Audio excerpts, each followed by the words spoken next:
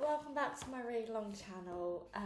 Sorry I didn't upload yesterday, I finished rather late, so I was just sort of getting myself settled down. So we're going to continue today with Lizzie Zipmouth by Jacqueline Wilson. This is her own work, I'm just reading it for entertainment and pleasure. We're going to read chapter 7 and chapter 8 today, I believe, which will be the book finished. So we are starting on page 61, chapter 7. So let's get going. Sam stayed at the hospital most of Saturday. Mum took Rory and Jake and me to football. It was a great game and our team scored. Rory and Jake jumped up and down and yelled and then remembered and drooped back in their seats, looking guilty. It's okay, boys, said Mum, putting her arms around them. We can be sad about our poor great-gran and happy about football too. Great-gran wouldn't want you to stop enjoying the match. I looked at Mum. I knew great-gran much better than she did. Great-gran thought football was a waste of space. Great-gran thought she was much more important than any football team in the world. She'd want Rory and Jake and me to be sitting quietly in our best clothes at home worrying about her. I was worrying. I want to see Great-gran, I said. I'm not sure they let young children into hospital, said Mum. Rory and Jake breathed sighs of relief. I called on Sam when he came home that evening. He looked very tired and his eyes were red as if he might have been crying. I'll make you a cup of tea, Sam, I said. Sam looked very surprised. It's okay, I can make a lovely tea. Great-gran showed me how, and so I hold the kettle ever so carefully so I can't scald myself. You're a very clever girl, Lizzie, said Sam. Okay then, I'd love a cup of tea. I made it carefully all by myself. Mum hovered, but I wouldn't let her help. I carried the cup of tea into Sam without spilling a drop. This is delicious tea, said Sam, sipping. Thank you very much, Lizzie. How is Great-gran, I asked. Not very well, said Sam sadly. Is she going to get better? I hope so. Can she walk and talk yet? She's going to have to learn over again like a baby. They're trying to teach her already, but she won't do as she's told. I nodded. I couldn't imagine Great-gran letting anyone tell her what to do. Can I see her, Sam, tomorrow? I think you might find it a bit upsetting, Pet, said Sam. I know I'd find it upsetting, said Rory. Please, can I see her, Sam? I begged. Lizzie is probably not a good idea, said Mum. Excuse me, sorry. Lizzie, it's probably not a good idea, said Mum. Please, I said, clutching his sleeve. Okay then, Lizzie, if it's what you really want, said Sam. I hugged him, and I sent his cup of tea flying. It went all over his trousers, but he still didn't shout. He hugged me back. Sam took me to hospital to see Great-gran on Sunday afternoon. I held his hand tightly when we went into the ward. It wasn't the way I thought it would be. I wanted it to be very white and neat and tidy with the nurses in blue dresses and little frilly caps. It was a big, strange, messy place with sad people slumped in beds or hunched in wheelchairs. One old man was crying. I nearly cried too. Are you sure you're okay, Lizzie? Sam whispered, bending down to me. We can go straight back home if you want. I did want to go home, but I also wanted to see Great-gran, though I was very worried she'd look sad and scary now. I want to see her, I said in a teeny tiny voice. Okay, she's over here, said Sam, and he led me to Great-gran's bed. Sam's hand was damp. He seemed scared too. Great-gran was lying crookedly on the pillow with her hair sticking up and her eyes shut. Are you asleep, Gran? Said Sam, bending over her. Great-gran's eyes snapped open. They were still bright blue, but they weren't gleaming. How are you today, Gran? Said Sam. Great-gran made a cross, snorty noise. It was obvious she thought it was a pretty stupid question. I brought someone to see you, said Sam. He gave me a gentle tug forward. Look, it's little Lizzie. Great-gran looked, then her eyes clouded and water seeped out. She made more cross, snorty sounds. Her nose started running. She tried to move, but her arm wouldn't work properly. She wailed and went gargle, gargle.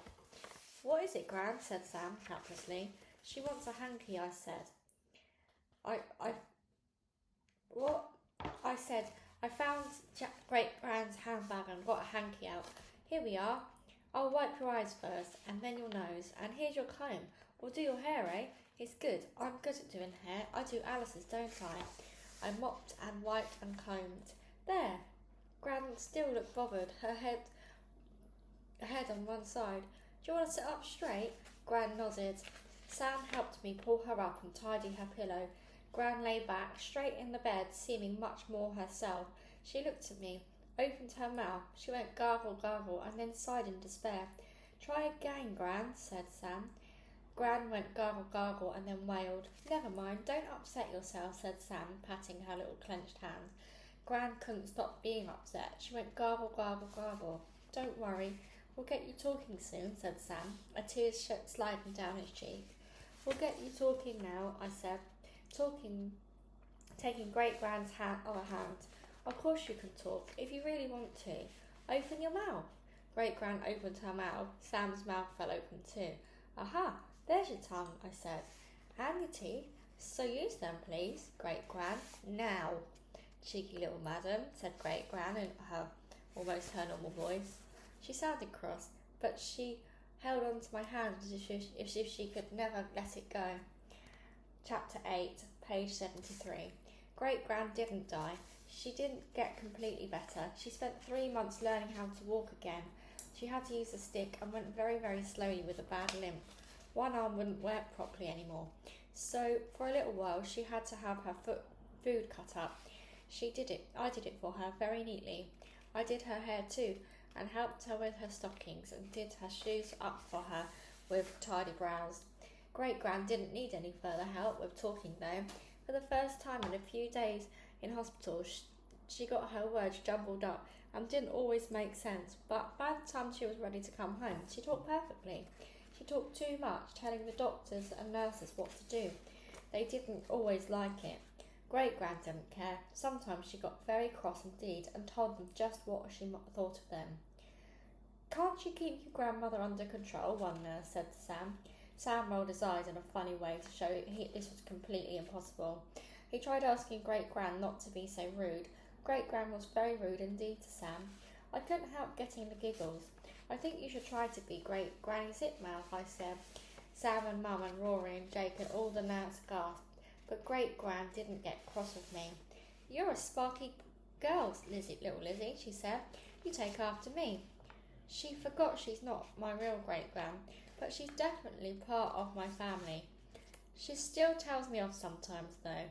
Now she's back in her flat, I don't really mind. It's because she gets tired out now, as one of her legs doesn't work properly.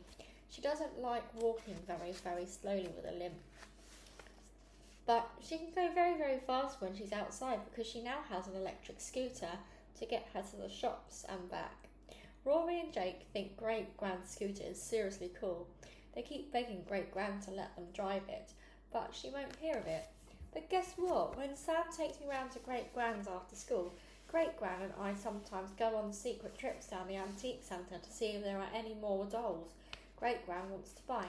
Sometimes I skip along beside Great Gran. Sometimes I get to sit right on her lap and drive too. We bought a beautiful big China doll the other day. She's got a pink dress and a white pinafore with a tiny pink embroidered roses on it.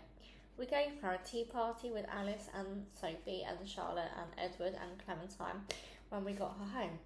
But she's not going to live in the trunk with them, said Great Gran. We'll have to get your dad to build her a special shelf. My dad? Then I realised she meant Sam. He's good at making shelves, I said. He's made special little shelves for all my mum's CDs. Great Gran snorted. She still isn't that keen on my mum. Mum isn't all keen on Great Gran. Come to that.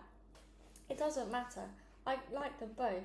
And Rory and Jake and even Sam sometimes. They all like me too. Especially Great Gran. What are we going to call the new doll, Great Gran? I got a good name for her. Rosebud. No, I've chosen her name already. I'm naming her after someone very special, said Great Gran. Who? Who? You sound like an owl. Don't shout. Dear, first you creep around and we can't get a squeak out of you, and now you start shouting at the top of your voice. Calm down. I'm going to call the doll Elizabeth. Elizabeth, I said. Hey, that's my name, even though everyone calls me Lizzie. Well, I never, said Great Gran, and her blue eyes gleamed. I gave her a great big grin.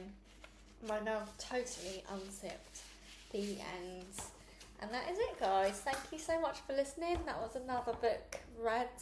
A very short story, but an enjoyable one nonetheless. I'm going to have a little dig through the other books that I've got. Probably going to be a Jacqueline Wilson book, seeing as we're on that train now. But until the next time, guys, thank you so much for listening, and goodbye.